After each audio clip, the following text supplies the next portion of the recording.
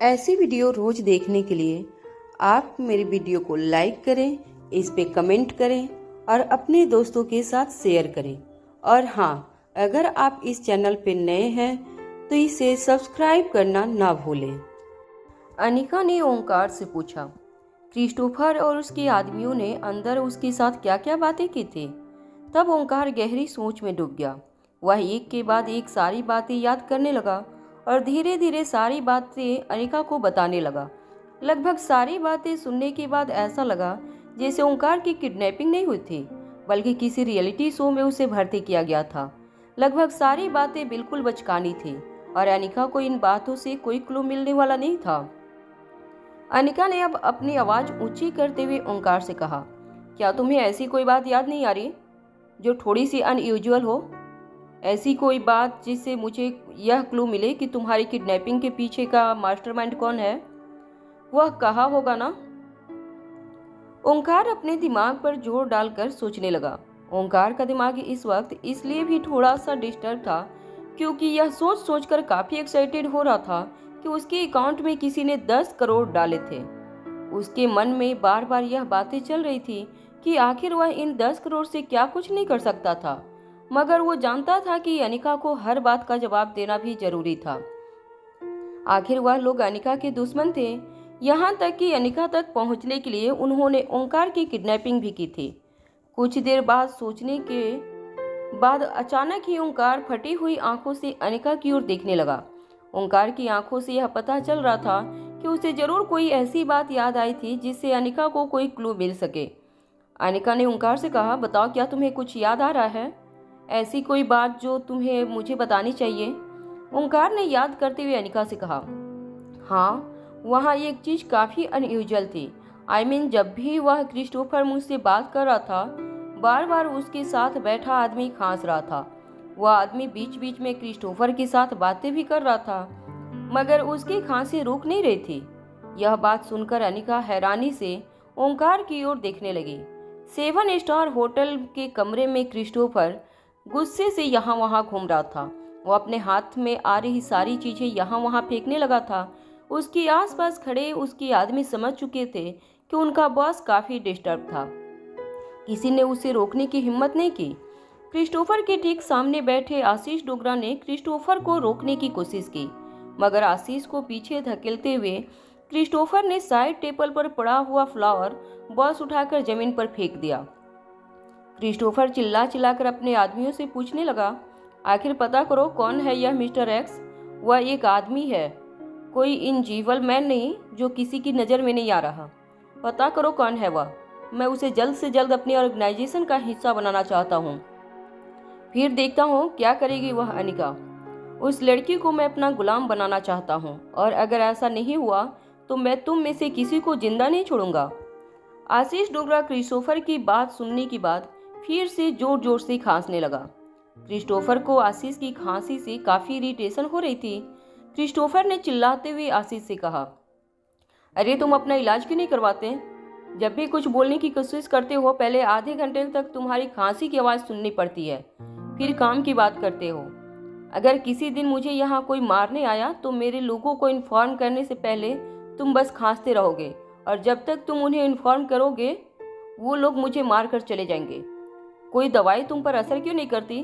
अपने मुंह पर जोर से रुमाल दबाने के बाद जब आशीष ने अपनी खांसी पर कंट्रोल पा लिया तो दबी हुई आवाज में आशीष ने क्रिस्टोफर से कहा, क्या तुम अब तक नहीं समझे मिस्टर एक्स और कोई नहीं बल्कि खुद अनिका है? आशीष डोगरा की बात सुनकर हैरानी से क्रिस्टोफर आशीष डोगरा की ओर देखने लगा। क्रिस्टोफर ने अपने हाथ से आशीष का कॉलर पकड़कर कहा, क्या तुम पागल हो गए हो? उस लड़की के प्यार में इतने अंधी हो गए हो कि उसे कोई जादूगरनी समझने लगे हो? अरे यह कैसे हो सकता है कि कोई लड़की जो दुनिया की इतनी बड़ी डॉक्टर है, वह इतनी अच्छी कंप्यूटर हैकर हो? आखिर वह भी तुम्हारी तरह और मेरी तरह एक इंसान है, कोई सुपर वुमन नहीं जो हर काम में चैंपियन हो। क्रिस्टोफर की बात पर आशीष धीरे से क्रिस्टोफर की ओर देखकर मुस्कुराने लगा। आशीष ने क्रिस्टोफर से कहा, यह मत भूलो कि मैं काफ़ी सालों से उस पर नज़र बनाए हुए हूँ। मैं उस लड़की को अच्छी तरह जानता हूँ। जो काम दूसरे लोग 2 साल में नहीं सीख पाते, वह लड़की 2 घंटे में सीख जाती है। मैं यही नहीं कहता कि वह एक सुपर वुमन है, मगर उसके दिमाग की ताकत गजब की है। वह स्वाति मल्होत्रा की बेटी है, यह हमें भूलना नहीं चाहिए। और स्वाति मल्होत्रा कौन थी यह तो तुम अच्छी तरह जानते हो। स्वाति मल्होत्रा जब ऑर्गेनाइजेशन छोड़कर भागी थी तब ऑर्गेनाइजेशन की सबसे कीमती चीज अपने साथ लेकर भागी थी। आशीष की बात सुनने के बाद क्रिस्टोफर कुछ देर तक हैरान होकर अपने मन में कुछ सोचने लगा। अपने दोनों हाथ कमर पर रखकर क्रिस्टोफर ने आशीष की ओर देखा और कहा, क्या इसका मतलब यह है कि क्रिस्टोफर आगे कुछ कहने से पहले ही रुक गया। क्रिस्टोफर के चेहरे पर हल्की सी मुस्कान आ गई। अपनी बात बदलते हुए क्रिस्टोफर ने आशीष से कहा, अब मुझे पता चला कि उस जेनेटिक मॉडिफिकेशन ड्रग में उसे इंटरेस्ट क्यों नहीं है। क्रिस्टोफर अपने सर पर हाथ रखकर कुछ सोचने लगा। तभी आशीष टुकड़ा को फिर से खांसी आने लगी।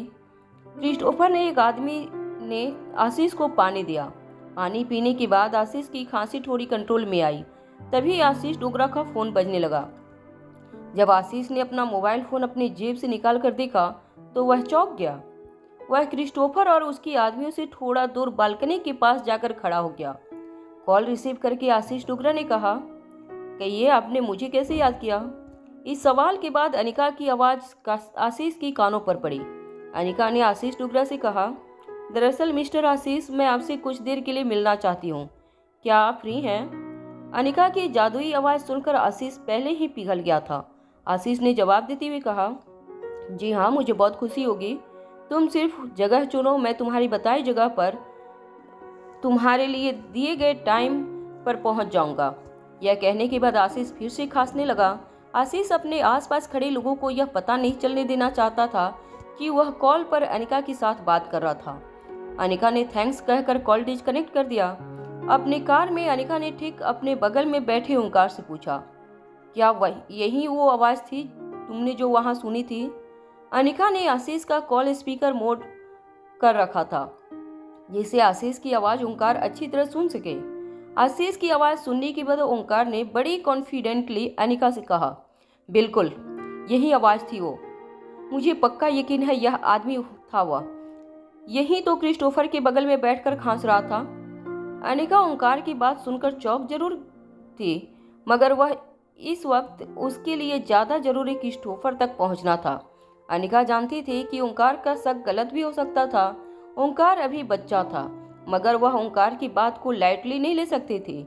अनिका ने कार तेजी से गुलेरिया हाउस की ओर ले जाना शुरू किया। कार में अनिका के बगल में बैठे ओंकार ने अनिका से पूछा, अनिका मुझे बताओ, क्या तुम उस आदमी को जानती हो, क्या तुम मुझसे पहले उससे मिल चुकी हो। ओंकार खुद भी काफ़ी शौक हो गया था जब उसने अनिका के मोबाइल फ़ोन से उस आदमी की आवाज़ सुनी।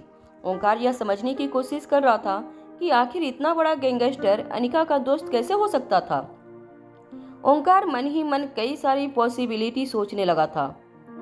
तभी एक ख्याल ओंकार के मन में आया और ओंकार ने अनिका से पूछा, कहीं ऐसा तो नहीं यह कोई तुम्हारा एक्स बॉयफ्रेंड हो जिसे पता चला हो कि तुम रोहित मारवा के साथ शादी करने वाली हो और अब बदला लेने के लिए उसने तुम्हारे भाई यानी कि मुझे किडनैप कर लिया और यह कंपनी को भी बर्बाद करना चाहता है। अनिका ने ओंकार की बातों का कोई जवाब नहीं दिया। ओंकार मन ही मन दूसरी पॉसिबिलिटीज भी सोचने लगा, मगर ओंकार को यह पॉसिबिलिटी सबसे ज़्यादा सच लग रही थी। अब ओंकार के मन में 10 करोड़ के साथ साथ एक्शन लव स्टोरी की एक्साइटमेंट भी बढ़ने लगी थी। गुलेरिया हाउस पहुंचने के बाद अनिका ने गाड़ी रोककर ओंकार से कहा, तुम अभी घर जाओ, मैं कुछ देर में आती हूँ। ओंकार ने अपनी आंखें बड़ी करते हुए बड़ी एक्साइटमेंट से अनिका से पूछा, क्या तुम अपने पुराने आशिक को रंगे हाथों पकड़ने जा रही हो। वाह, क्या मीटिंग होगी। पुराना आशिक नया दुश्मन, जो कि अब एक बड़ा गैंगस्टर बन चुका है। क्या मैं भी तुम्हारे साथ आ सकता हूँ। ओंकार की बात सुनने के बाद अनिका ने कार के दरवाजे की ओर इशारा करते हुए ओंकार से कहा, अब उतरो, मुझे देर हो रही है। ओंकार के कार से उतरने के बाद अनिका ने आशीष डोगरा को कॉफ़ी शॉप की लोकेशन भेज दी और साथ ही साथ एक मैसेज भी टाइप किया, सी यू इन 30 मिनट। कुछ ही सेकेंड में आशीष ने थम्सअप वाला इमोजी अनिका को भेज दिया। आशीष का रिप्लाई आते ही अनिका तेजी से कार उस कॉफ़ी शॉप की ओर ले जाने लगी। जब ओंकार गुलेरिया हाउस के अंदर आया तो उसने देखा लिविंग रूम में रोहित बेसब्री से अनिका के लौटने का इंतजार कर रहा था। ओंकार को देखते ही रोहित तेजी से उसके पास आया और ओंकार के पीछे नजर डालते हुए ओंकार से पूछने लगा, अनिका कहाँ है? वह तुम्हारे साथ नहीं आई? ओंकार इस वक्त किसी और ही धुन में खोया हुआ था, जबकि उसकी जेब में जो फोन था उसमें कुछ देर पहले उसने एक मैसेज पढ़ा था। वह 10 करोड़ का मालिक बन चुका था। 10 करोड़ का आंकड़ा ओंकार के दिमाग के आसपास घूमने लगा था। उसे ऐसा लग रहा था जैसे वह इस दुनिया का राजा बन गया है। ओंकार को सबसे ज्यादा एक्साइटमेंट इस बात की थी कि अब उसके प्यारे पालतू जानवरों के लिए उसे कभी किसी के सामने हाथ नहीं फैलाने होंगे। रोहित ने ओंकार के कंधों से पकड़कर फिर से पूछा, मैं तुमसे कुछ पूछ रहा हूँ, तुम्हारी बहन अनिका कहाँ है? क्या यह बात तुम जानते हो? ओंकार ने रोहित के सामने देखकर मुस्कुराते हुए कहा, जी रोहित भैया, वह अपने किसी पुराने आशिक से मिलने गई हैं। ओंकार की बात सुनकर रोहित चौंक गया। कुछ ही देर में अनिका तय की गई कॉफी शॉप की लोकेशन पर पहुंच गई। जब अनिका कॉफी शॉप के अंदर गई तो उसने देखा आशीष डोगरा अब तक नहीं पहुंचा था।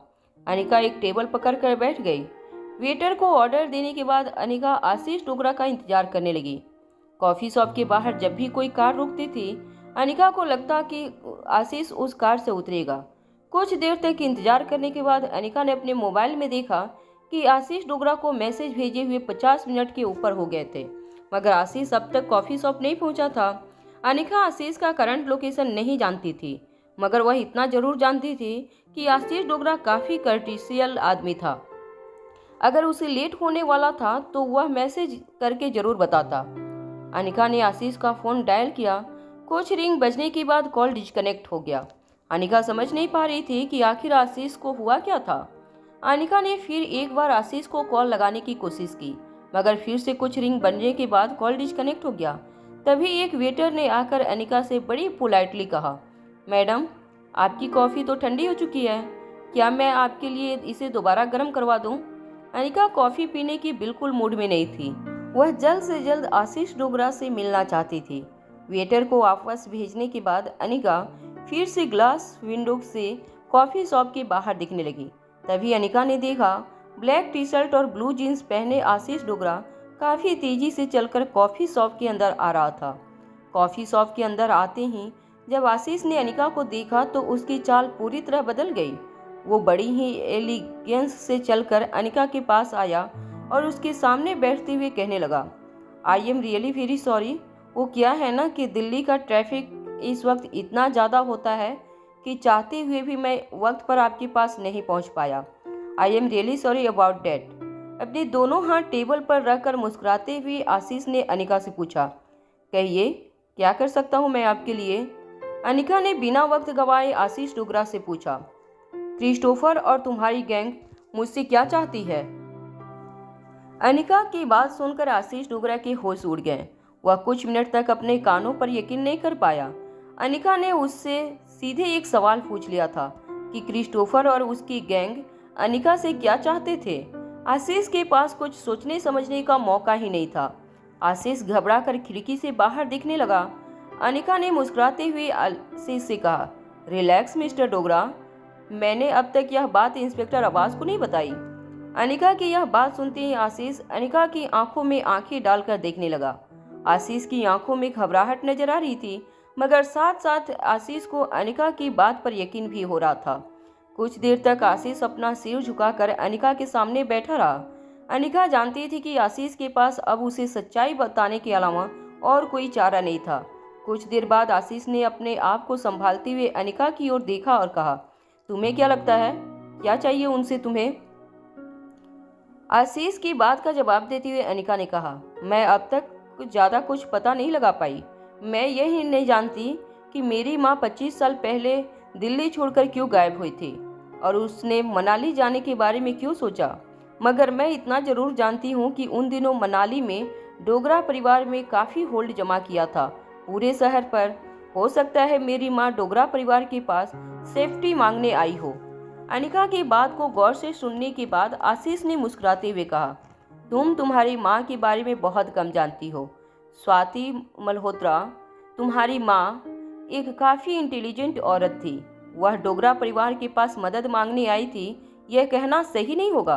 हाँ, यह जरूर सच था कि डोगरा परिवार में और स्वाति मल्होत्रा में एक डिसीजन हुई थी कि दोनों एक दूसरे को कोऑपरेट करेंगे। डोगरा परिवार और तुम्हारी माँ के बीच में एक कॉन्ट्रैक्ट हुआ था। आशीष की बातें सुनकर ऐसा लग रहा था कि आशीष को स्वाति मल्होत्रा के लिए काफ़ी रिस्पेक्ट थी। अनिका ने आशीष की बात आगे बढ़ाती हुई कहा, और वह कॉन्ट्रैक्ट ये था कि बड़े होने के बाद मेरी शादी कुणाल डोगरा से कर दी जाएगी। आशीष ने सिर्फ हाँ में अपना सिर हिला दिया। अनिका ने कहा, और इसलिए शायद गौतम गुलेरिया ने मुझे कभी भूख से मरने नहीं दिया, क्योंकि वह जानते थे कि एक दिन डोगरा परिवार मुझे ढूंढते हुए जरूर आएंगे। और डोगरा परिवार का डर और पावर तो पूरे मनाली में फैला हुआ था। अनिका अच्छी तरह से जानते थे कि गौतम गुलेरिया और मनीषा ने अनिका को सिर्फ इसलिए खाना खिलाया था ताकि वह भूख से मरे नहीं। अनिका को आज भी वह दिन याद था जब वह तकरीबन 3 से 4 साल की थी। भूख के मारे उसकी जान निकल रही थी। जब वह अपने कमरे से बाहर निकलकर किचन की ओर धीरे धीरे चलकर जाने लगी, तब उसके अपने पापा गौतम गुलेरिया को अपनी सौतेली माँ मनीषा से बात करते हुए सुना था। गौतम गुलेरिया मनीषा से कह रहे थे, अरे उसे इतनी देर भूखा मत रखो, अगर लड़की मर गई तो बहुत मुसीबत हो जाएगी। याद रखना कि डोगरा परिवार के साथ हमारा एग्रीमेंट हुआ है, बड़े होकर हमें उसकी शादी डोगरा परिवार के साथ करनी है। बस उसे इतना खिलाओ ताकि वह जिंदा रहे। अनिका के बारे में यह कहा जा सकता था कि सिर्फ डोगरा परिवार के साथ हुए मैरिज एग्रीमेंट की वजह से वह सांसें ले रही थी, वरना मनीषा और गौतम ने नन्ही सी अनिका को भूखा मारने की कोई कसर नहीं बाकी रखती थी। वैसे बलबीर सर अनिका के साथ ऐसा कुछ होने नहीं देते, क्योंकि जब तक बलबीर सर अनिका को ढूंढते हुए मनाली पहुंच चुके थे, अगर ऐसी कोई बात होती तो वह अनिका को गौतम गुलेरिया के चंगुल से जरूर छुड़ा लेते। आशीष डोगरा ने खिड़की से बाहर देखते हुए अनिका से कहा, डोगरा परिवार और तुम्हारी माँ के बीच में एक इकरार हुआ जो गौतम गुलेरिया को भी निभाना था। जब तक तुम शादी के लायक न हो जाओ तब तक तुम्हें गौतम गुलेरिया के साथ रहना था। शादी के लायक तुम्हारी उम्र होती ही तुम्हारी शादी डोगरा परिवार में कर दी जाएगी। आशीष डोगरा सारी बातें अनिका को अच्छी तरह समझाने लगा था। तभी आशीष को फिर से खांसी का दौरा पड़ गया। आशीष ने अपनी जेब से रुमाल निकालकर अपने मुंह पर दबा दिया, मगर उसकी खांसी कम नहीं हुई। एक वेटर दौड़कर आशीष और अनिका की टेबल पर पानी लेकर आया। पानी का गिलास अपने सामने देखते ही आशीष ने थोड़ा पानी पिया। पानी पीने के बाद धीरे धीरे आशीष अपनी खांसी पर कंट्रोल पाने लगा। अनिका आशीष की खांसी के बारे में पहले से जानती थी, मगर इस वक्त अनिका के दिमाग में सिर्फ अपनी माँ से जुड़ी यादें चल रही थी। अनिका को एक एक करके सारी बातें कनेक्ट होने लगी। अनिका की माँ ने अनिका की सेफ्टी के लिए काफ़ी प्लानिंग कर रखी थी, जैसे कि डोगरा परिवार के साथ करार, फार्मास्यूटिकल कंपनी, बलबीर सर से कहकर अनिका को मार्शल आर्ट की ट्रेनिंग देना, और ऐसी कई बातें जो अब तक अनिका नहीं जानती थी।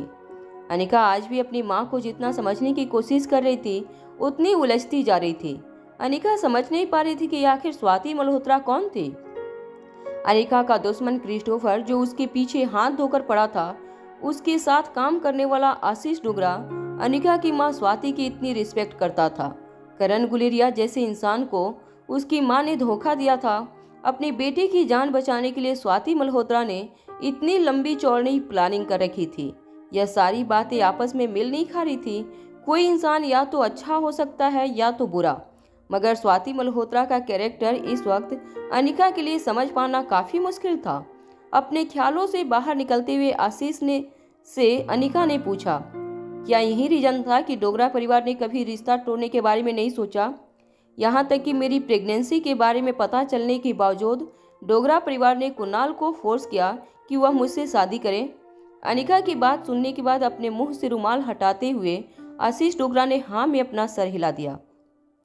आशीष का रिएक्शन देखने के बाद अनिका ने अपने दोनों हाथ कॉफ़ी टेबल पर रखे और आशीष से पूछा, तो क्या तुम मुझे बता सकते हो कि मैं प्रेग्नेंट कैसे हुई? अनिका का सवाल सुनकर आशीष हैरानी से अनिका को देखने लगा।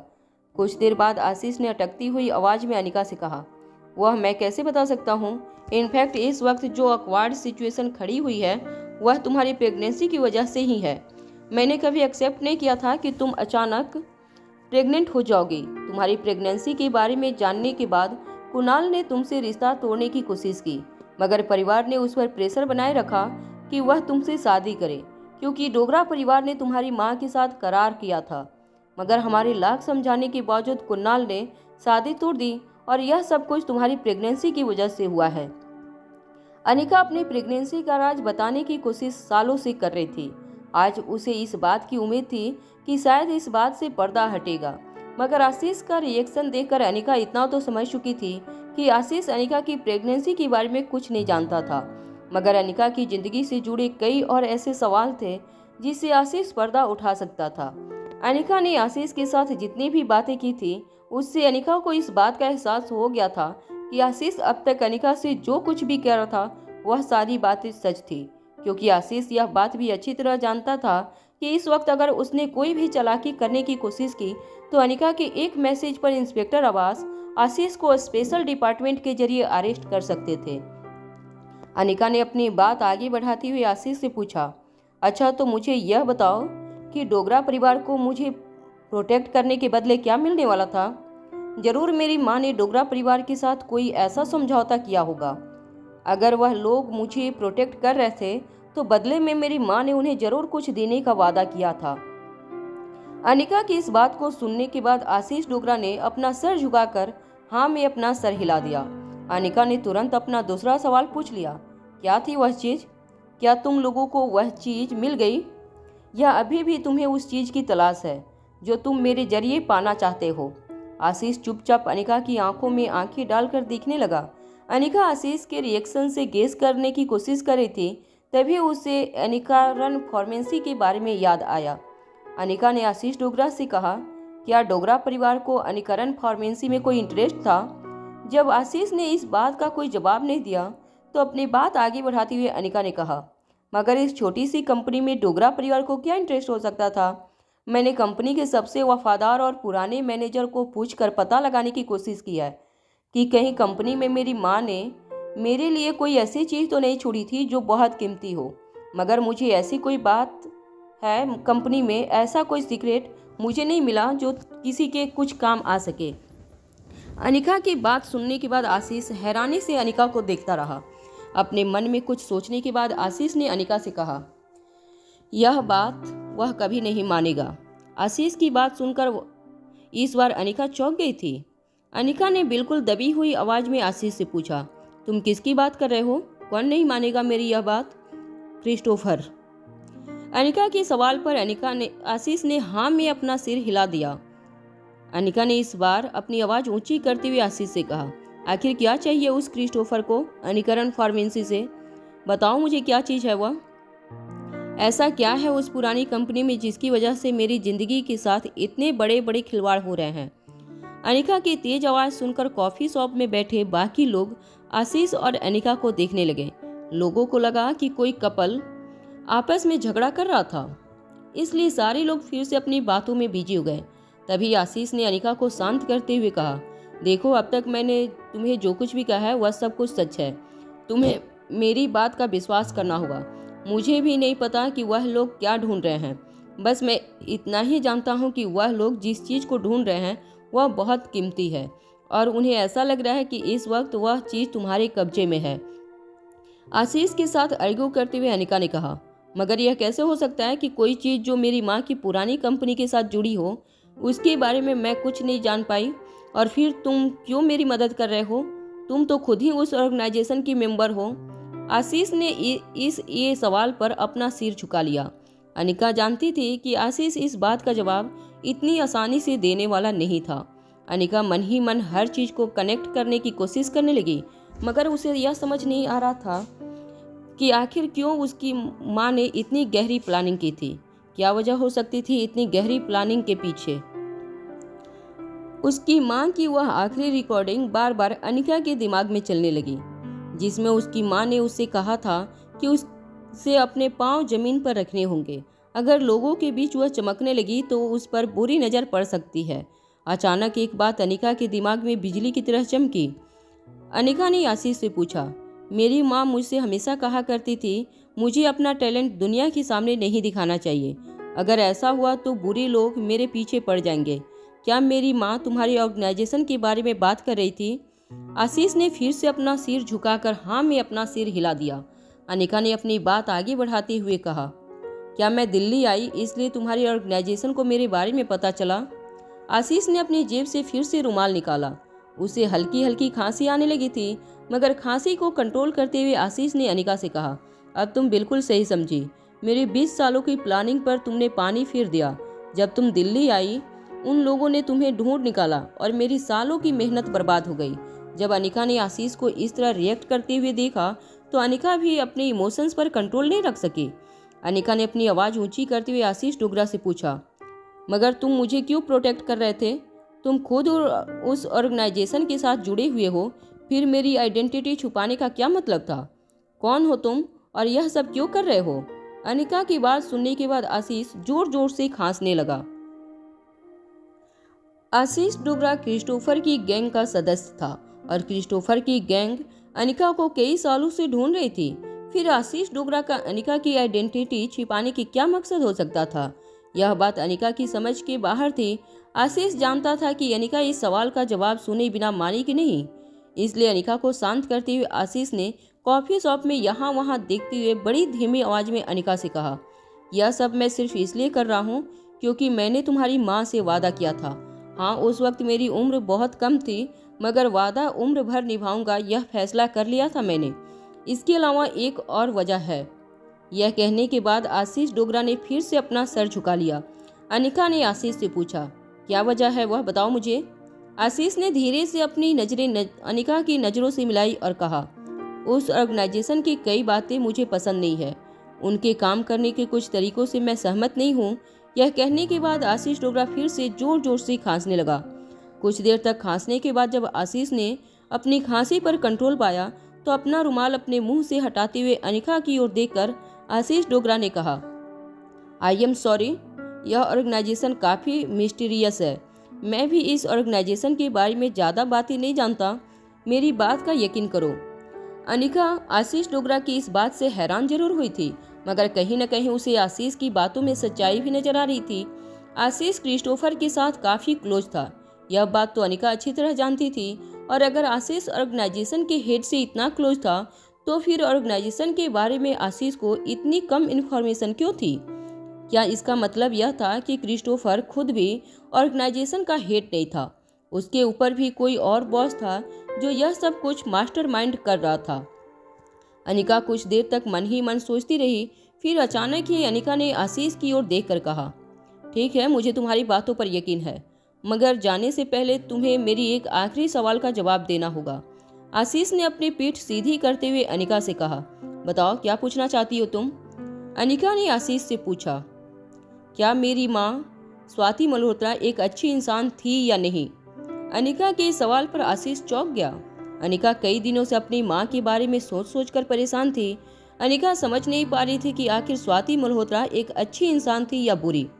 एक ऐसे मिस्टीरियस ऑर्गेनाइजेशन के साथ स्वाति मल्होत्रा के संबंध थे जो ड्रग बेचने के नाम पर ह्यूमन एक्सपेरिमेंट करने से बाज नहीं आते थे।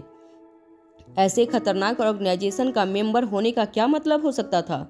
मगर आज अनिका के सामने एक ऐसा इंसान बैठा था जो न सिर्फ स्वाति मल्होत्रा को पर्सनली जानता था, मगर उस ऑर्गेनाइजेशन का मेंबर भी था।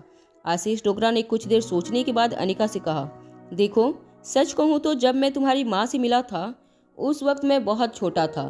तब मैं सिर्फ 10 साल का था। इंसानों को समझने की शक्ति नहीं थी मेरे अंदर। अनिका आशीष की इस बात से और ज़्यादा हैरान हो गई। 10 साल की उम्र का लड़का उसकी माँ से यह प्रॉमिस कर सकता था कि उसकी बच्ची को वह सेफ्टी देगा, मगर इंसान समझने की शक्ति नहीं थी उस बच्चे में। आशीष ने अपनी बात आगे बढ़ाते हुए कहा, जब तुम्हारी माँ ने ऑर्गेनाइजेशन को छोड़ा तब मैं काफ़ी छोटा था, इसलिए शायद उस वक्त मैं ठीक से कुछ समझ नहीं पाया, मगर मैं आज इतना ज़रूर जानता हूँ कि अगर कुणाल की जगह मैंने तुमसे रिश्ता जोड़ा होता तो आज यह सब कुछ ना होता। जब आशीष ने अनिका की नज़रों से नज़रें मिलाकर यह बात कही तो अनिका ने आशीष से अपनी नज़रें हटा दी। अचानक अनिका को आशीष की आंखों में फिर से वही प्यार नजर आने लगा जो हमेशा ही आशीष की आंखों में दिखाई देता था। आशीष समझ चुका था कि उसने जो बात कही थी वह थोड़ी अकवार्ड थी। इससे पहले कि अनिका टेबल से उठकर जाने की तैयारी करती, अनिका की नज़र कॉफ़ी शॉप के एंट्रेंस पर पड़ी। कॉफ़ी शॉप के मेन गेट के पास खड़ा रोहित मारवा बड़े ही गुस्से से अनिका की ओर देख रहा था। रोहित को अचानक ही कॉफ़ी शॉप में देखकर अनिका हैरान हो गई। अनिका के चेहरे का रंग कुछ फीका पड़ गया। रोहित धीरे से चलकर अनिका और आशीष के टेबल के पास आया। जब आशीष की नज़र रोहित पर पड़ी तो आशीष थोड़ा सा हड़बड़ाने लगा। एक्चुअली आशीष मन ही मन यह सोच रहा था कि कहीं रोहित ने भी आशीष के ऑर्गेनाइजेशन के साथ जुड़े होने की बातें तो नहीं सुन ली। आशीष को हड़बड़ाते हुए देखकर रोहित का गुस्सा और भी ज़्यादा बढ़ने लगा था। रोहित ने बिल्कुल कड़क आवाज़ में अनिका की ओर देखते हुए कहा, अगर आप लोगों की बिजनेस मीटिंग खत्म हो गई हो तो मुझे लगता है हमें अब घर चलना चाहिए। बच्चे तुम्हारे बिना सोएंगे नहीं। रोहित को अचानक ही अपने सामने देखकर अनिका को ऐसा लग रहा था जैसे उसने रोहित के पीठ पीछे कोई गलत काम किया हो। फिर अचानक ही अनिका को इस बात का रियलाइजेशन हुआ कि ना ही आशीष डोगरा के साथ उसका कोई अफेयर था और ना ही रोहित उसका पति था। फिर अनिका के मन में ऐसी फीलिंग क्यों आ रही थी, यह बात खुद अनिका भी नहीं समझ पा रही थी। बिजनेस मीटिंग की बात तो रोहित के मुंह से सुनकर आशीष डोगरा ने राहत की सांस ली। रोहित ने आशीष की ओर देखते हुए कहा, मुझे लगता है अब मुझे चलना चाहिए। वह क्या है ना, हमारे घर का पर एक नियम है, पूरी फैमिली एक साथ डिनर करती है और उसके बाद एक साथ सो जाती है। अनिका रोहित का इशारा अच्छी तरह समझ गई थी। आशीष को बाय कहने के बाद अनिका रोहित के पीछे पीछे कॉफ़ी शॉप से बाहर जाने लगी। जैसे ही अनिका कॉफ़ी शॉप के मेन गेट पर पहुंची, आशीष डोगरा ने अनिका को पीछे से आवाज़ लगाई, एक्सक्यूज में, मुझे भी आपसे एक सवाल पूछना है, अगर आप परमिशन दे दे तो। अनिका ने रोहित की ओर देखा। रोहित की आंखों से साफ पता चल रहा था कि रोहित कितना नाराज था। फिर अनिका को इस बात का रियलाइजेशन हुआ कि किसी से बात करने के लिए उसे रोहित की परमिशन लेने की कोई जरूरत नहीं थी। इसलिए फिर से कॉफ़ी टेबल के पास आते हुए अनिका ने आशीष से पूछा, जी पूछिए, क्या पूछना चाहते हैं आप? आशीष ने बिना टाइम वेस्ट किए अनिका से धीमी आवाज़ में पूछा, जब तुम्हें मेरे बारे में असलियत पता चल ही गई थी तो तुमने मुझे अरेस्ट क्यों नहीं करवाया? इतना भरोसा क्यों था तुम्हें मुझ पर? कुछ देर मन ही मन कुछ सोचने के बाद अपने चेहरे पर एक हल्की सी मुस्कान लाते हुए अनिका ने आशीष से कहा, क्योंकि मुझे मेरी माँ पर भरोसा है। आशीष डोगरा यह जवाब सुनकर चौंक गया। अनिका ने अपनी बात आगे बढ़ाते हुए कहा, मेरी माँ ने तुम पर भरोसा किया था कि तुम मुझे सिक्योरिटी दोगे, तुम मेरी हिफाजत करोगे। जरूर मेरी माँ ने कुछ सोच समझकर मेरी जिम्मेदारी तुम्हें सौंपी होगी। यह जवाब सुनने के बाद आशीष ने राहत की सांस ली। अनिका ने इंस्पेक्टर अब्बास को सिर्फ इसलिए कॉल करके आशीष के बारे में नहीं बताया था क्योंकि वह एक बार खुद आशीष डोगरा से मिलकर असलियत के बारे में जानना चाहती थी। असलियत जानने के बाद अनिका को आशीष पर इतना भरोसा हो गया था कि जो आदमी इतने सालों तक अनिका को उस खतरनाक ऑर्गेनाइजेशन की नज़रों से बचाकर रख सकता था, वह आदमी कहीं न कहीं गलत नहीं हो सकता था। मगर अनिका अभी सच्चाई से काफ़ी दूर थी। मगर बिना सच जाने अनिका आशीष को मुसीबत में नहीं डालना चाहती थी। आशीष को जवाब देने के बाद अनिका रोहित के पीछे पीछे कॉफ़ी शॉप से बाहर निकली। आशीष कॉफ़ी शॉप की खिड़की से दोनों को कार में बैठकर जाते हुए देखने लगा। आशीष कुछ देर वहीं कॉफ़ी शॉप में बैठा रहा। मन ही मन कुछ सोचने के बाद आशीष डोगरा कॉफ़ी शॉप से निकलकर क्रिस्टोफर के हॉस्टल चला गया। होटल में के कमरे में दाखिल होते ही आशीष के कानों में क्रिस्टोफर की तेज आवाज़ पड़ी। क्रिस्टोफर ने आशीष से पूछा, क्या बात कर रहे थे तुम दोनों इतनी देर तक? क्रिस्टोफर अपने हाथ में एक बड़ा सा सेब पकड़कर एक छुरी से उसे काट रहा था। आशीष ने बड़ी पोलाइटली क्रिस्टोफर की बात का जवाब देते हुए कहा, कुछ खास नहीं, हम तो बस यूं ही बात कर रहे थे। ये कहने के बाद आशीष क्रिस्टोफर से नजरें चुराकर अंदर के कमरे की ओर जाने लगा। क्रिस्टोफर अपनी जगह से उठकर आशीष को रोकते हुए कहने लगा, अरे हम भी तुम्हारे दोस्त हैं, हमें भी बताओ क्या चल रहा था तुम दोनों के बीच में? क्रिस्टोफर की बात पर आशीष गुस्से से क्रिस्टोफर की ओर देखने लगा। फिर अचानक आशीष को कुछ रियलाइज हुआ और उसने अपनी नजरें झुका ली।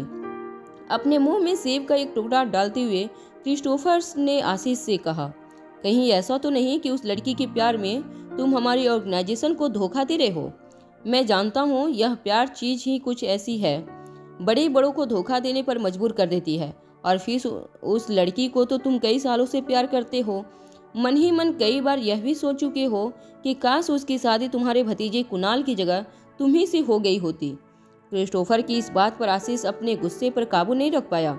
आशीष ने क्रिस्टोफर से कहा, देखो मैं तुम्हारी ऑर्गेनाइजेशन के लिए काम करता हूँ, इसका यह मतलब नहीं कि तुम मेरी पर्सनल लाइफ में भी दखल अंदाजी करना शुरू कर दो। इतना कहते ही आशीष को फिर से खांसी का दौरा पड़ गया। आशीष ने अपनी जेब से रुमाल निकालकर अपने मुंह पर दबा दिया। तभी क्रिस्टोफर ने और एक सेब का टुकड़ा काटते हुए अपने मुंह में रखा और अपने आदमियों से कहा, देखा तुम लोगों ने, मैं तुमसे कहता था ना कि हमारा दोस्त एक लड़की के लिए हमें कभी धोखा नहीं दे सकता। देखो तुम लोग, अभी हम सबके सामने आशीष यह बताएगा कि उसने अनिका के साथ क्या क्या बातें की है ना आशीष? खांसते हुए आशीष ने क्रिस्टोफर से कहा। मैंने कहा ना, कोई खास बात नहीं है हम दोनों में, ऐसी कोई बात नहीं जिससे ऑर्गेनाइजेशन को कोई फर्क पड़ेगा। क्रिस्टोफर ने सेब का टुकड़ा चबाते हुए आशीष से कहा, तुम्हें क्या लगता है, अगर तुम मुझे नहीं बताओगे तो मैं कभी यह नहीं जान पाऊंगा कि तुम दोनों के बीच क्या बातें हुई है। इतना कमजोर समझ रखा है मुझे। यह मत भूलो कि ऑर्गेनाइजेशन के साथ गद्दारी करने की क्या सजा हो सकती है। होटल में क्रिस्टोफर और आशीष के बीच जो कुछ भी चल रहा था उससे अनिका बिल्कुल अनजान थी। रोहित अनिका को लेकर गुलेरिया हाउस वापस लौट रहा था। कार ड्राइव करते वक्त रोहित अनिका के साथ बिल्कुल बात नहीं कर रहा था। अभी रोहित की आंखों में गुस्सा साफ नजर आ रहा था। अनिका को यह सिचुएशन काफी अकवर्ड लग रही थी। अनिका ने चुप्पी तोड़ते हुए रोहित से पूछा, आप इतना गुस्सा क्यों कर रहे हैं मिस्टर मारवा? क्या आपको मेरे दोस्त आशीष से जेलियस हो रही है? अनिका की बात को इग्नोर करते हुए रोहित तेजी से कार ड्राइव करता रहा। इससे पहले कि अनिका रोहित को और कोई सवाल पूछती, तभी अचानक अनिका का फोन बजने लगा। अपने फोन स्क्रीन पर नंदिनी का नंबर फ्लैश होते हुए देखकर अनिका ने तुरंत नंदिनी का कॉल एक्सेप्ट किया। कॉल कनेक्ट होते ही नंदिनी ने तेज सांसें लेते हुए अनिका से कहा, अरे कहाँ हो तुम लोग? मिस्टर मारवा तुम्हारे साथ हैं ही ना? नंदिनी की आवाज़ से ऐसा लग रहा था जैसे वह बहुत परेशान थी। नंदिनी के सवाल का जवाब देते हुए अनिका ने कहा, हाँ वह मेरे साथ ही हैं, मगर क्या हुआ? तुम इतनी परेशान क्यों लग रही हो? अनिका की बात का जवाब देते हुए नंदिनी ने कहा, अरे जल्दी से घर पर आ जाओ, घर पर बहुत बड़ी मुसीबत आई है। अनिका समझ नहीं पा रही थी कि जब भी वह गुलेरिया हाउस से निकलती थी घर पर अचानक मुसीबत क्यों टूट पड़ती थी। अनिका ने नंदिनी से पूछा, अब क्या हुआ बताओ मुझे। नंदिनी ने अपनी आवाज़ धीमी करते हुए अनिका से कहा, मिस्टर रोहित मारवा की दादी सुहासिनी मारवा घर पर आई हैं, तुम लोग जल्दी आओ, वह बहुत गुस्से में है। सुहासिनी मारवा की आने की खबर सुनकर अनिका भी चौंक गई थी। इससे पहले कि यह खबर अनिका रोहित को सुनाती, रोहित के सेल पर भूमिका का फोन आया। जब रोहित ने कॉल रिसीव किया, भूमिका ने रोहित से कहा, कहाँ हो तुम? तुम्हें पता है दादी माँ तुम्हें ढूंढते हुए गुलेरिया हाउस पहुंच चुकी है। यह बात सुनते ही रोहित ने तेजी से चलती हुई कार को जोर से ब्रेक मारी। दादी माँ गुलेरिया हाउस पहुंची थी। यह खबर सुनते ही रोहित को बहुत बड़ा शौक लगा।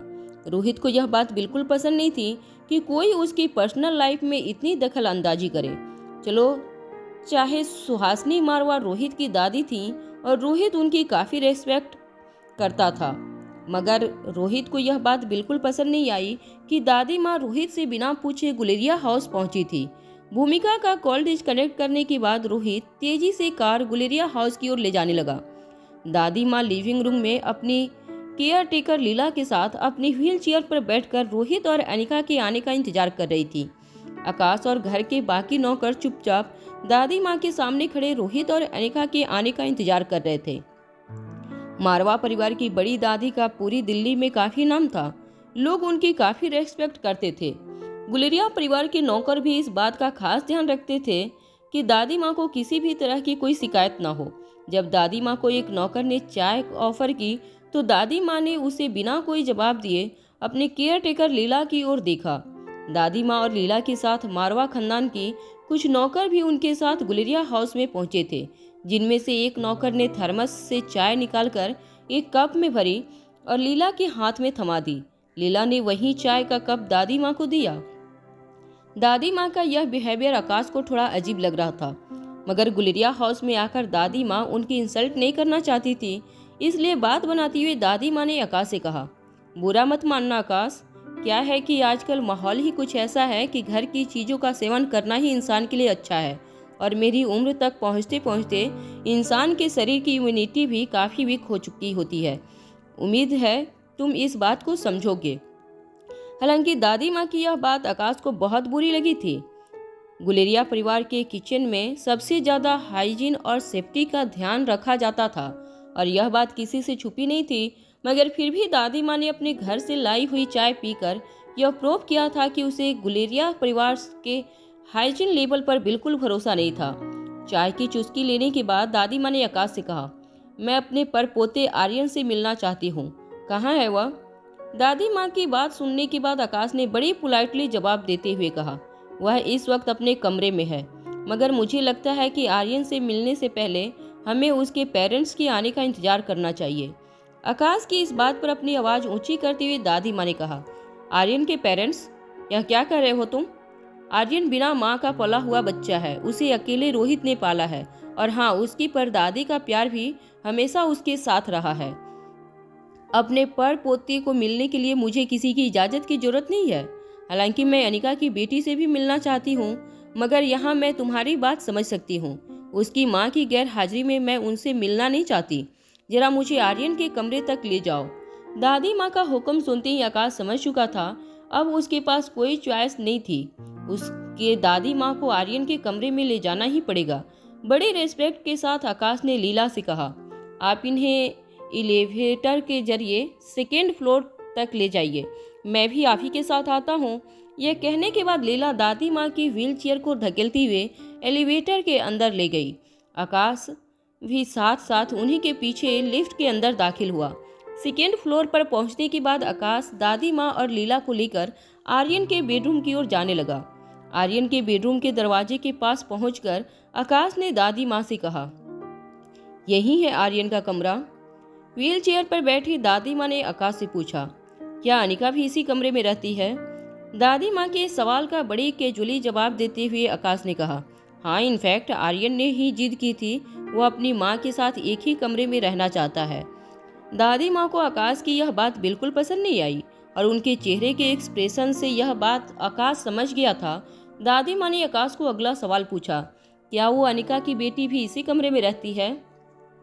दादी माँ के सवाल का जवाब देते हुए आकाश ने कहा, जी हाँ, दोनों भाई बहन अपनी माँ के साथ ही सोते हैं। इस बार दादी माँ ने अपनी आवाज़ ऊंची करते हुए कहा, उन्हें भाई बहन बुलाना बंद करो, कोई रिश्ता नहीं है उन दोनों का। और फिर मुझे तो यह तक नहीं पता कि गुलेरिया परिवार का हिस्सा बनने से पहले वह दोनों माँ बेटी कहाँ रहती थी, किसकी संगत में बड़ी हुई है वह बच्ची। इन सब चीज़ों के बारे में हमें कुछ नहीं पता। बचपन में अगर बुरी संगत का असर पड़ जाए तो इंसान को जिंदगी भर के लिए बदल कर रख देता है।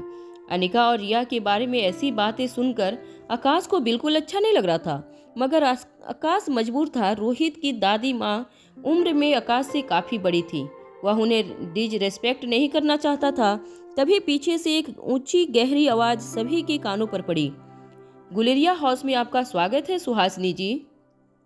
जब आकाश ने मुड़कर देखा तो केयर टेकर करण गुलेरिया को व्हील चेयर पर बच्चों के कमरे के पास लेकर आ रहा था।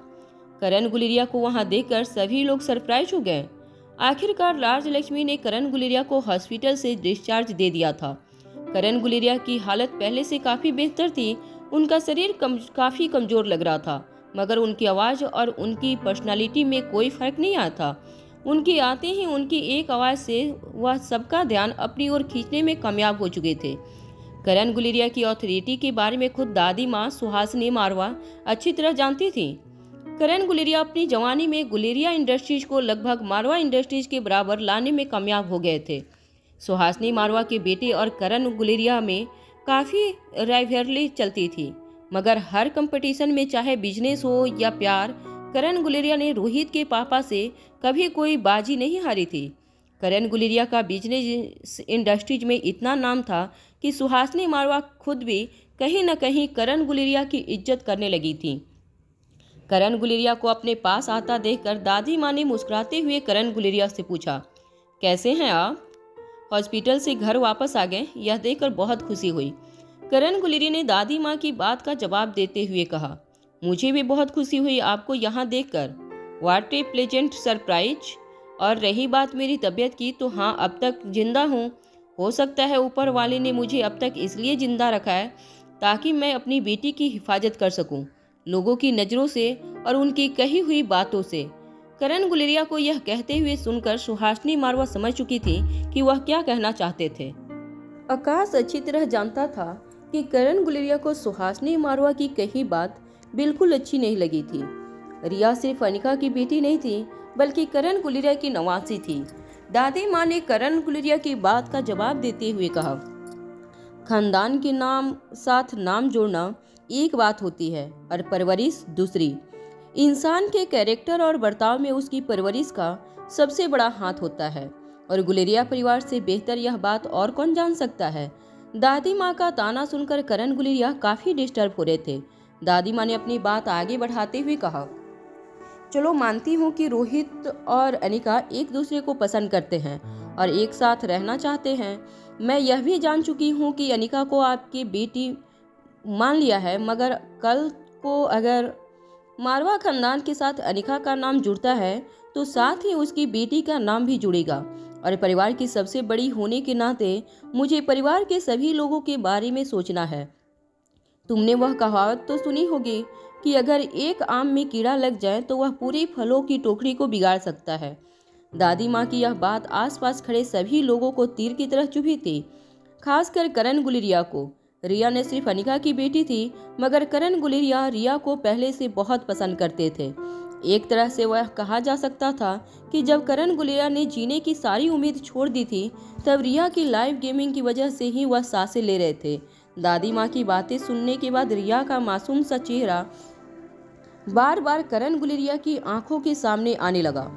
दादी माँ की यह जवाब देते हुए करण गुलेरिया ने कहा, आपने बिल्कुल सही कहा सुहासिनी जी, एक सड़ा हुआ आम पूरी फलों की टोकरी को बिगाड़ देता है, मगर वह आम कौन सा है यह परखने की नज़र इंसान में होनी चाहिए।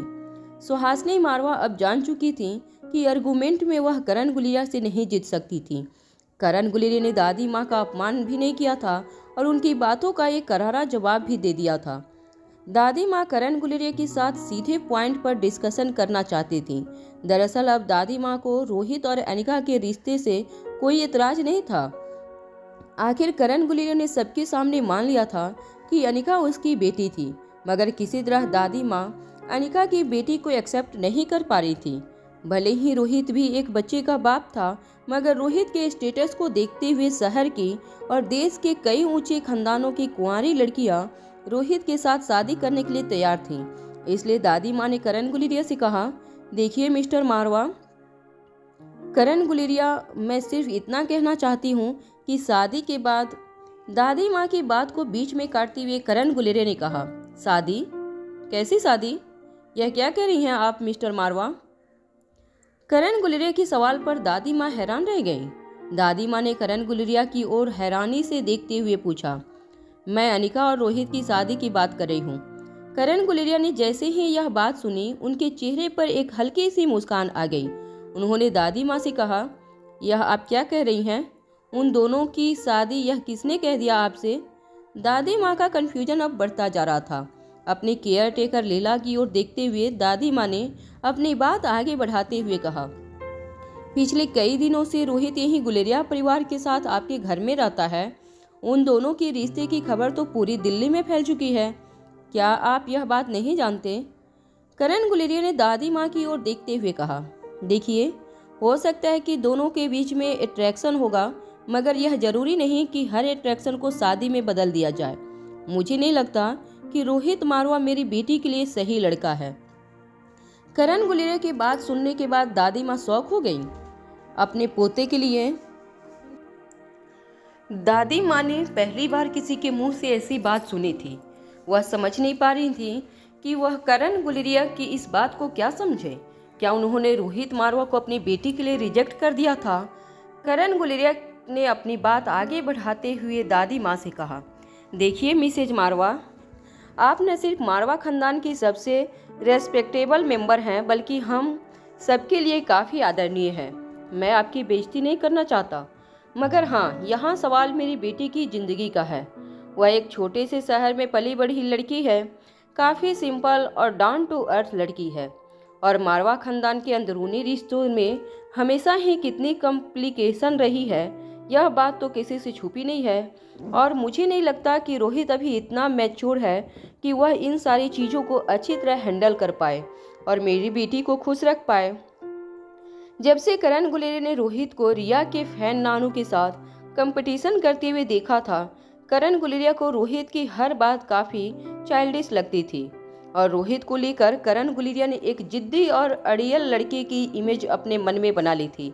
वह यह भी जानते थे कि मारवा खानदान के बाकी क्वजन्स मिलकर हमेशा ही रोहित के खिलाफ कोई न कोई प्लानिंग करते रहते थे और करण गुलेरिया के मन में मारवा खानदान की इमेज कुछ साफ नहीं थी। वह अपने बेटे को इतनी कॉम्प्लिकेटेड फैमिली के साथ जुड़ते हुए नहीं देख सकते थे। दादी माँ ने इस बार दबी हुई आवाज में करण गुलेरिया से पूछा, तो क्या आप अनिका और रोहित की शादी के खिलाफ हैं? करण गुलेरिया ने अपनी व्हीलचेयर के दोनों आर्म रेस्ट पकड़कर अपनी पीठ सीधी करते हुए कहा, मैं उन्हें शादी करने की इजाजत कभी नहीं दूंगा।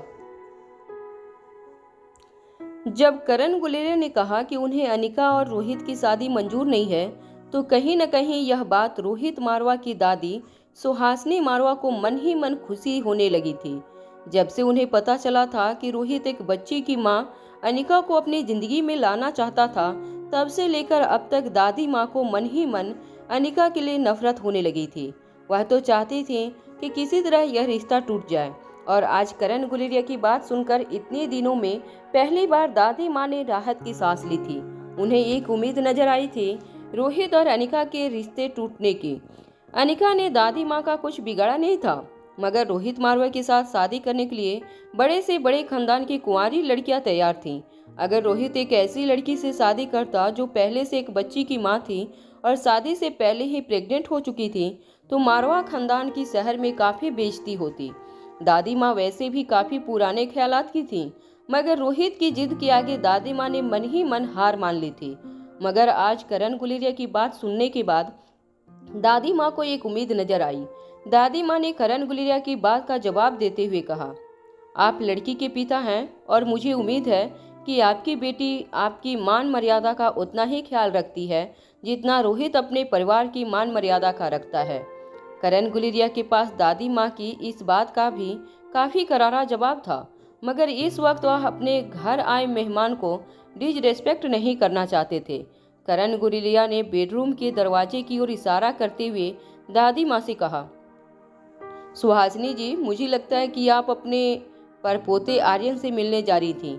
मुझे लगता है कि मुझे आपका ज़्यादा समय नहीं गंवाना चाहिए। यह कहकर करण गुलेरिया ने अपने केयर टेकर को इशारा किया कि वह उसे वहां से ले जाए। केयर टेकर ने धीरे से करण गुलेरिया की व्हीलचेयर को ढकेलते हुए वहां से आगे ले गया।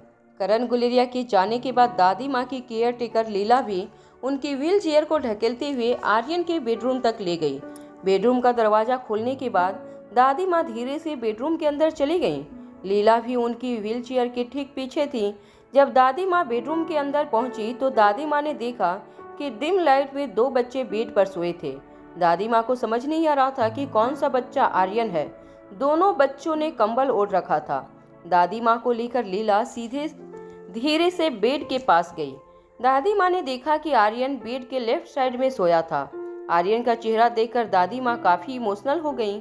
दादी माँ की बीमारी के अलावा बचपन से लेकर आज तक कभी भी इतने लंबे समय तक दादी माँ ने आर्यन को अपने से दूर नहीं रखा था। दादी माँ लोगों के लिए चाहे जितने भी शख्स हों, आर्यन को देखते ही उनका दिल पिघल जाता था। आर्यन की दोनों आंखें बंद थी। वो खामोशी से गहरी नींद में सोया था। बचपन से आर्यन का चेहरा काफी क्यूट था। अगर आर्यन को चोटी लगा दी जाती तो आर्यन बिल्कुल लड़की जैसा लगता। आज अचानक ही दादी माँ के मन में यह ख्याल आने लगा। अपने सामने गहरी नींद में सोए आर्यन को देखकर दादी माँ के चेहरे पे हल्की सी मुस्कान आ गई। तभी अचानक दादी माँ ने देखा कि बेड के राइट साइड में लेटा हुआ बच्चा अचानक ही नींद से जागा। वह पलटकर दादी माँ को देखने लगा। उस बच्चे का चेहरा देखकर दादी माँ की सांसें रुक गईं। जिस बच्चे का चेहरा डिम लाइट में दादी माँ देख रही थी, वह बच्चा आर्यन था। उसे देखने के बाद दादी माँ फिर से अपनी तरफ लेटे हुए बच्चे को देखने लगी। दादी माँ को एक साथ दो दो आर्यन नजर आने लगे थे। दादी माँ समझ नहीं पा रही थी कि यह बढ़ती उम्र की वजह से हो रहा था या कमरे में कम रोशनी की वजह से, मगर दादी माँ को यकीन हो गया था कि उन्हें एक साथ दो दो आर्यन दिखाई दे रहे थे।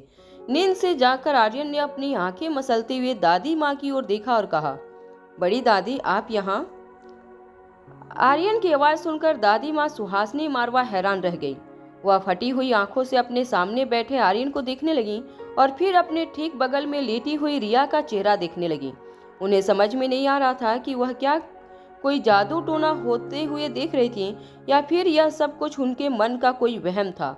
उनकी सांसें तेज होने लगी थी। तभी उन्हें अचानक याद आया कि कमरे में उनके साथ लीला भी मौजूद थी। जब दादी ने माँ ने मुड़कर लीला की ओर देखा तो लीला भी फटी हुई आंखों से दोनों बच्चों के चेहरे को देख रही थी। दादी माँ ने लीला से पूछा, क्या तुम्हें भी वही नजर आ रहा है जो मुझे नजर आ रहा है? लीला के मुंह में शब्द जैसे जम गए थे। वह कुछ बोलना चाहती थी मगर बोल नहीं पा रही थी। बच्चों के चेहरे की तरफ एक के बाद एक देखते हुए लीला ने दादी माँ से कहा, बड़ी मालकिन, मुझे लग रहा है इस घर में जरूर कोई बहुत बड़ा जादू टोना किया जा रहा है। लीला की बात सुनकर दादी माँ की घबराहट और बढ़ने लगी। दादी माँ और लीला इस तरह हैरान देखकर बेडरूम के दरवाजे पर खड़े आकाश गुलेरिया और व्हील चेयर पर बैठे करण गुलेरिया भी उनके इस हैरानी को चुपके से देखने लगे। अपनी धीमी और दबी हुई आवाज में आर्यन ने दादी माँ से कहा, बड़ी दादी जी, धीरे से बात कीजिए वरना रिया जाग जाएगी। भटकती हुई आवाज में लीला ने आर्यन से पूछा, रिया? कौन रिया? अपने बगल में लेटी रिया की ओर इशारा करते हुए आर्यन ने दबी हुई आवाज में कहा, यह मेरी बहन रिया है, हम दोनों जुड़वा हैं। आर्यन की बात सुनकर दादी माँ को ऐसा लग रहा था जैसे किसी ने तेज बिजली का तार उनके हाथ में रख दिया था। अपनी पूरी जिंदगी में दादी माँ को इतना बड़ा शौक कभी नहीं लगा था। अपने शरीर की पूरी ताकत लगाती हुए दादी माँ ने अपने दोनों हाथ व्हील चेयर के आर्मरेस्ट पर रखे और पूरी ताकत के साथ दादी माँ अपने पैरों पर खड़ी हो गईं। दादी माँ को धीरे धीरे अपने पैरों पर खड़ा होता हुआ देखकर उनके केयर टेकर लीला हैरान हो गई। हॉस्पिटल से आने के बाद यह पहली बार था जब दादी माँ अपने पैरों पर खुद खड़ी हुई थी। दादी माँ ने आर्यन की ओर देखते हुए कहा, यह तुम क्या कह रहे हो बहन? जुड़वा? यह मेरी समझ में कुछ नहीं आ रहा है। दादी माँ की आवाज़ अनजाने में काफ़ी तेज हो चुकी थी। दादी माँ की आवाज़ कानों पर पड़ते ही नन्ही सी रिया की नींद खुल गई। रिया ने जब अपनी आंखें धीरे से खोली तो वह अपने सामने दादी माँ को देखकर सरप्राइज हो गई। वह अभी अभी नींद से जागी थी। वह यह नहीं समझ पा रही थी कि अब अचानक ही गुलेरिया हाउस से मारवा हाउस कब पहुँच गई थी। अपनी आंखें मसलने के बाद रिया ने अपने सामने खड़ी दादी माँ से पूछा, बड़ी दादी, आप यहाँ कैसे? दादी माँ को यह सवाल पूछने के बाद रिया ने अपने बगल में बैठे अपने भाई की ओर देखा। धीरे धीरे रिया को इस बात का एहसास हो गया था कि बड़ी दादी के सामने अब उनका भांडा फूट चुका था। अब किसी तरह दादी माँ को सच्चाई बतानी होगी। नन्ही सी रिया की आवाज़ सुनकर दादी माँ धीरे धीरे सब कुछ समझने लगी थी। दादी माँ अब यह समझ चुकी थी कि रिया और आर्यन जुड़वा बच्चे थे और अनिका ही दोनों बच्चों की बायोलॉजिकल माँ थी। इसका मतलब साफ था कि सालों पहले रोहित ने जिस लड़की के साथ रिश्ता जोड़ा था वह और कोई नहीं बल्कि अनिका ही थी। आर्यन की मां के बारे में रोहित ने कभी कुछ नहीं बताया था, हमेशा ही उसकी आइडेंटिटी सीक्रेट रखी थी। मगर आज दोनों बच्चों को एक साथ देखकर हर सीक्रेट से पर्दा उठ चुका था। नन्ही सी रिया को देखकर दादी माँ ने पूछा, क्या तुम दोनों की माँ अनिका है? बिस्तर पर बैठे दोनों बच्चों ने एक साथ हाँ में अपना सर हिला दिया। अनिका और रोहित भी गुलेरिया हाउस पहुंच चुके थे। जब उन्हें पता चला कि रोहित की दादी माँ अनिका के बेडरूम में दोनों बच्चों को मिलने गई थी तो दोनों सीधे अनिका के बेडरूम में चले गए। अनिका वहीं आकाश और करण गुलेरिया के पास बेडरूम के बाहर रुक गई। रोहित बेडरूम के अंदर चलकर आया। दादी माँ को व्हील चेयर से खड़ा देखकर रोहित सरप्राइज हो गया। रोहित को समझ नहीं आ रहा था कि पहले उसे किस चीज की ओर ध्यान देना चाहिए। दादी माँ अपने पैरों पर खड़ी हो चुकी थी, इस चीज की खुशी हो। उससे पहले रोहित इस बात से परेशान हो चुका था कि दादी माँ दोनों बच्चों को एक साथ देख चुकी थी। जब दादी माँ ने देखा कि रोहित बेडरूम के अंदर दाखिल हो चुका था तो रोहित की ओर देखकर दादी माँ के चेहरे पर खुशी आ गई। दादी माँ ने रोहित से कहा, तुम्हारे 2 बच्चे हैं? रोहित को समझ नहीं आ रहा था कि दादी माँ यह बात रोहित को इन्फॉर्म कर रही थी या रोहित से सवाल पूछ रही थी। रोहित ने बड़ी कैजुअली हाँ में अपना सर हिला दिया। रोहित की हाँ सुनते ही दादी माँ के चेहरे की खुशी दुगुनी हो गई। दादी माँ ने रोहित से पूछा, तुमने मुझे पहले क्यों नहीं बताया यह सब? अनिका ही आर्यन और तुम्हारी बेटी की माँ है। यह बात अगर तुम मुझसे पहले बता देते तो। आगे कुछ बोलने से पहले दादी माँ रुक गई। दादी माँ को एहसास हुआ कि आज तक कभी भी दादी माँ ने यह बात रोहित को बताई नहीं थी कि दादी माँ को रोहित और अनिका का रिश्ता मंजूर नहीं था। और अब जब दादी माँ यह जान चुकी थी कि आर्यन की बायोलॉजिकल माँ और कोई नहीं बल्कि अनिका थी, तो अनिका से नाराजगी का अब कोई सवाल ही खड़ा नहीं होता था। दादी माँ ने दोनों बच्चों को एक साथ देखने के बाद मन ही मन अनिका को अपनी बहू मान लिया था। अब दादी माँ को रोहित और अनिका की शादी से कोई इतराज नहीं था। यह सारी बातें एक साथ दादी माँ के मन में घूमने लगी। तभी अचानक दादी माँ को इस बात का ख्याल आया कि अभी अभी करण गुलेरिया ने दादी माँ से कहा था कि उसे रोहित और अनिका का रिश्ता मंजूर नहीं है। यह बात याद आती ही दादी माँ तेजी से चलकर करण गुलेरिया के पास गईं। दादी माँ को इस तरह चलता देखकर दोनों बच्चे, केयर टेकर और रोहित हैरान हो गए थे।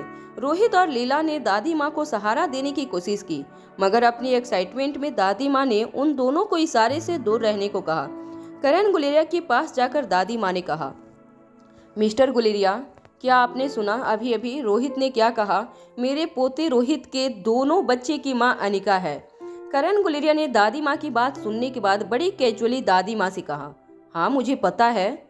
तो दादी माँ करण गुलेरिया से कहने लगी, तो अभी अभी आपने कहा कि करण गुलेरिया ने जो कुछ भी कहा था वह बात दादी माँ सबके सामने फिर से दोहराना नहीं चाहती थी। दादी माँ ने करण गुलेरिया की बात बदलते हुए कहा, देखिए मुझे लगता है कि हमें जल्द से जल्द दोनों बच्चों की शादी कर देनी चाहिए। उनका पूरा परिवार एक साथ मारवा हाउस में हंसी खुशी रहेगा, बिना समाज के किसी दबाव और प्रेशर के, तो हम सबके लिए अच्छा होगा। करण गुलेरिया ने इस बात का जवाब देते हुए कहा, मेरी बेटी पर वैसे भी किसी तरह का दबाव या प्रेशर नहीं है, ना उसकी फैमिली का और ना ही समाज का। और वैसे भी आप खुद ही इस रिश्ते से खुश नहीं थी, फिर अब क्या हो गया आपको अचानक? करण गुलेरिया ने यह बात सबके सामने कह दी थी। दादी माँ को यह बात बड़ी अजीब लगी। अपने गिल्टी में दादी माँ अनिका से नजर नहीं मिला पा रही थी। करण गुलेरिया ने अपनी बात आगे बढ़ाते हुए कहा, देखिए मुझे इस रिश्ते में कोई इंटरेस्ट नहीं है। मैं इस रिश्ते को रिजेक्ट करता हूँ और आपसे रिक्वेस्ट करता हूँ कि आप अपने पोते रोहित को आज अपने साथ वापस घर ले जाएं। ज़्यादा दिन मेहमान बनकर किसी के घर रहना अच्छी बात नहीं है। इस बार करण गुलेरिया की बात दादी माँ को तीर की तरह चुभी थी। मारवा खानदान की सबसे सीनियर मेंबर होने के नाते दादी माँ इस तरह का इंसल्ट बर्दाश्त नहीं करने वाली थी। दादी माँ ने बड़े कड़क शब्दों में करण गुलेरिया से कह दिया, अगर आपको रोहित के साथ आपकी बेटी का रिश्ता मंजूर नहीं है तो इतना याद रखिएगा कि और कोई आपकी बेटी का हाथ कभी नहीं थामेगा।